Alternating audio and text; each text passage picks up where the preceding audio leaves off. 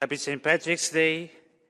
And today also we are celebrating this second Sunday of Lent. A couple of years ago, I was raised to the Holy Orders. Also, I was ordained as a deacon in this same day, St. Patrick's Day. So I have a good patron saint, that is looking after me to do this work, according to the will of God. And nothing, brothers and sisters, today we have this wonderful reading that God is given us, the Lord is given us in this second Sunday of Lent, this beautiful gospel that is about the transfiguration of our Lord Jesus Christ.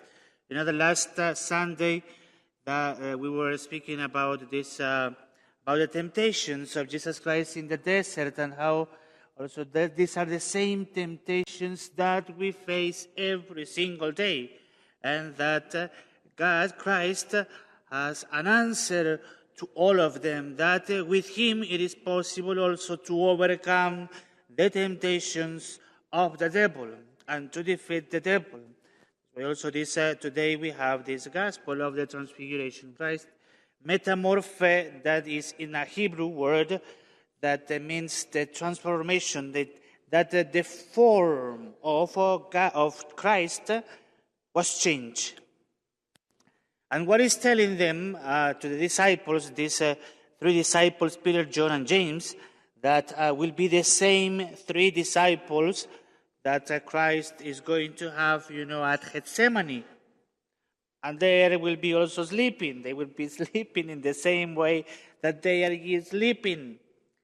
That our life, many times, we live life sleeping, not entering into reality, into the life that God is giving us.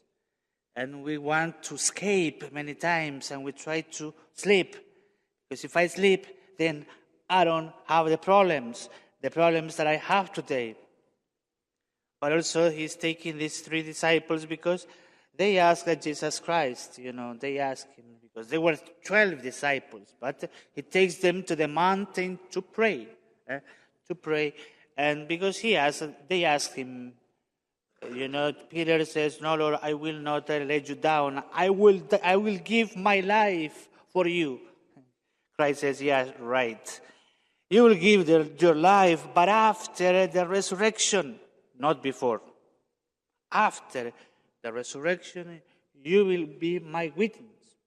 And also James and John,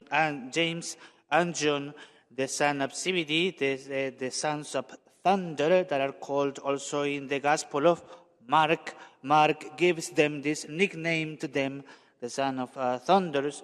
They also ask, "Please let us sit one at your right and the other one at your left." Because they thought that being with Christ, you will have power. And they wanted to be famous. Christ was becoming famous. They wanted to be famous also with Him. And Christ says, "Okay, you will sit, at my right and on my left. But first, I have to pass through the suffering. I have to accomplish the Exodus." That's why in this gospel, we seek out when Jesus Christ is praying, it is in this intimacy with God that our life is transformed, our life is changed. Everything is changed, You change from sadness and then you receive happiness, because then you see that God gives you hope, that God gives you what you need. This is what Abraham in the first reading, that Abraham in the first reading, he has these 2 nights. The first night, that is Christ invites Abraham to look up to heaven and tells him, "Look up to the sky and count the stars if you can." Because Abraham is in the middle of a crisis. He's in a crisis, in an existential crisis. He doesn't know if to continue, if to go ahead in life, or to go back to the land of his father. Also, he had lost his father, and he doesn't have a son, a land. He's a failure. He doesn't have, a PhD, a license, a career. He's an old man. He's a failure. That's it. I give up. I don't continue. I don't want to continue in this life like this, being a failure all the time. Every day that I try to do something good, nothing happens. Nothing. So he's in the middle of this crisis that God appears to him. And God appears to him and tells him, I will give you the descendants. I will make you happy. You will be the father of many nations.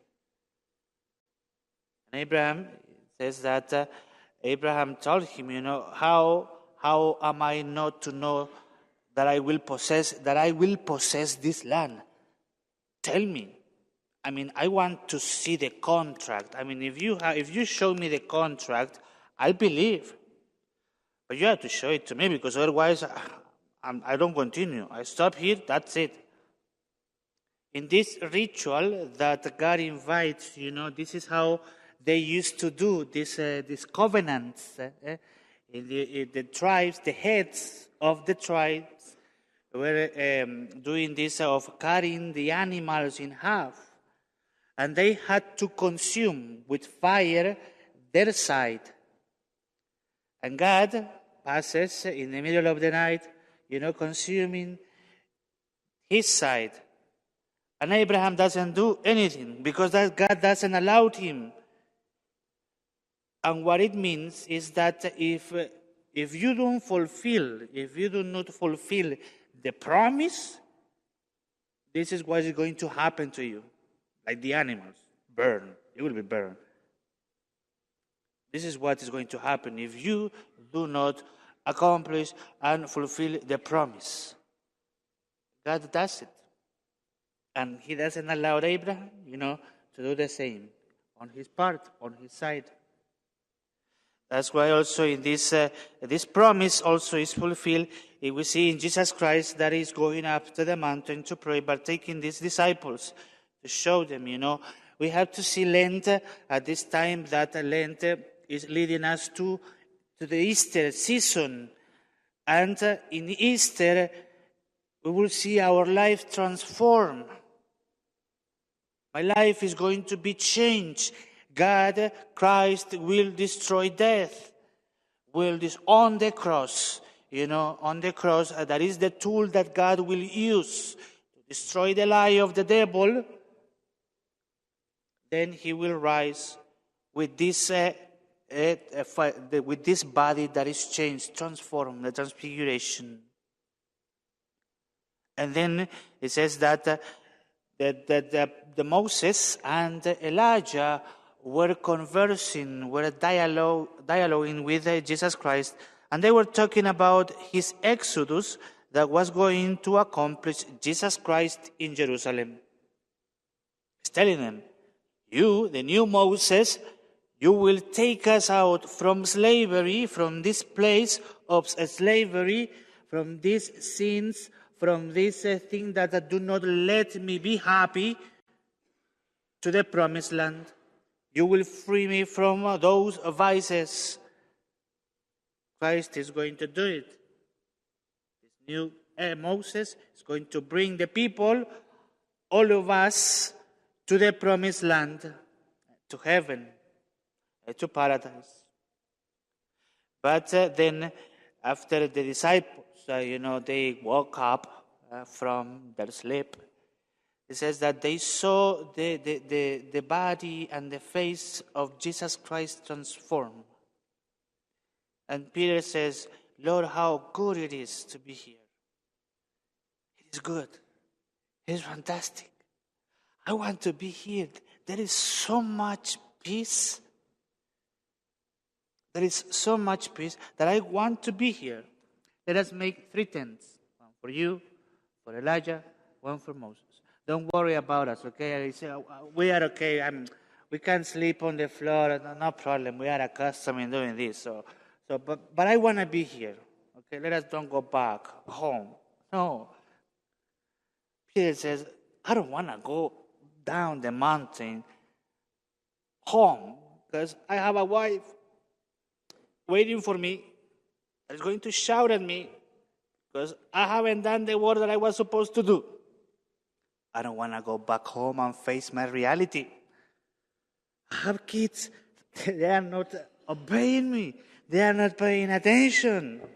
They don't listen to me every time that I tell them, that I ask them to do things. Nothing happens. Tomorrow is Monday. I have to go to work. I don't want to go to work. Let's stay here forever. Let's stay here. I want to be here because it's good to be with you. And this is a sign, brothers and sisters, of the liturgy. This is what liturgy does. That it's good to be with Christ. But we have to go back home. We have to go back home and face the reality. Christ is saying, raise your eyes to heaven.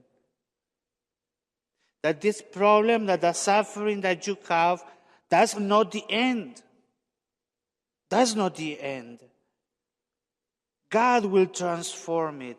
God will change your life. God will do it, well, if you believe. If you really want to believe that God is going to fulfill this promise. That's why in this second reading, St. Paul says that he will, but our citizenship is in heaven. We have to look always to heaven. Always.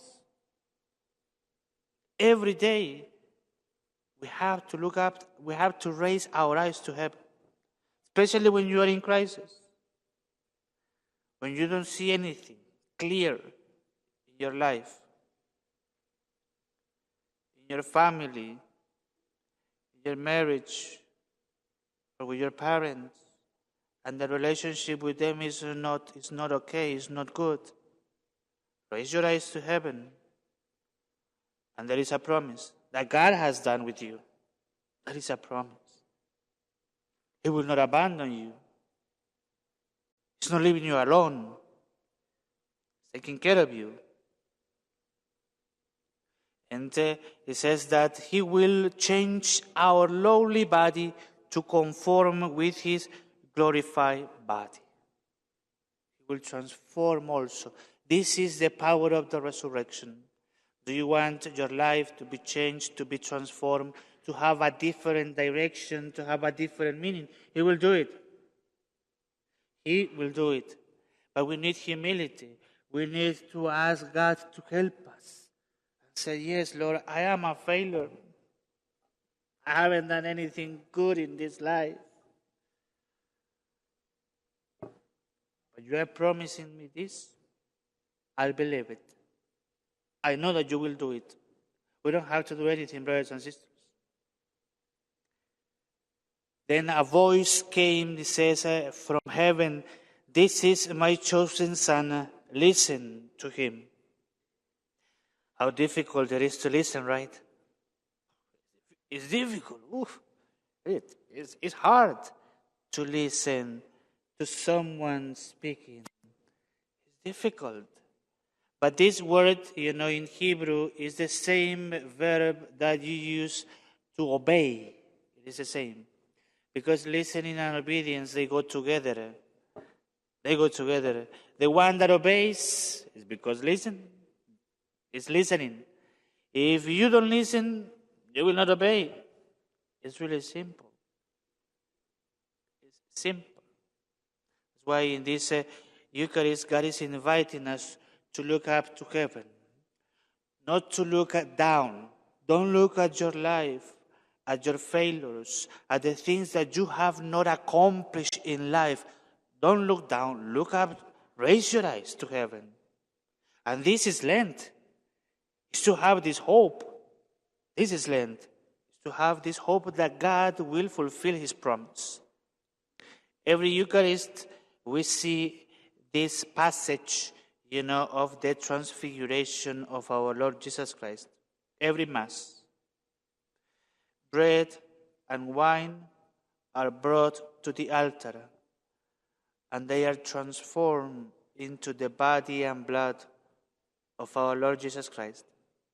And it's the same thing that you and I receive every Mass that we come. So let us ask God, brothers and sisters, to help us to go down the mountain, to go down the mountain. Let us go down. Let us go back home. And don't be afraid of facing your reality, or facing your problems, your suffering, or your sickness. Don't be afraid. Don't cry. Be happy. Be happy that God will overcome them, and God will give you this promise.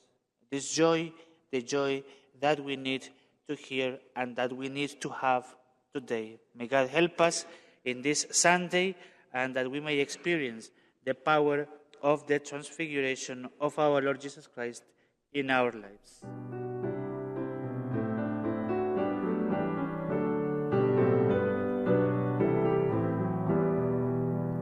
Led by the Spirit of our God, we go to fast and pray.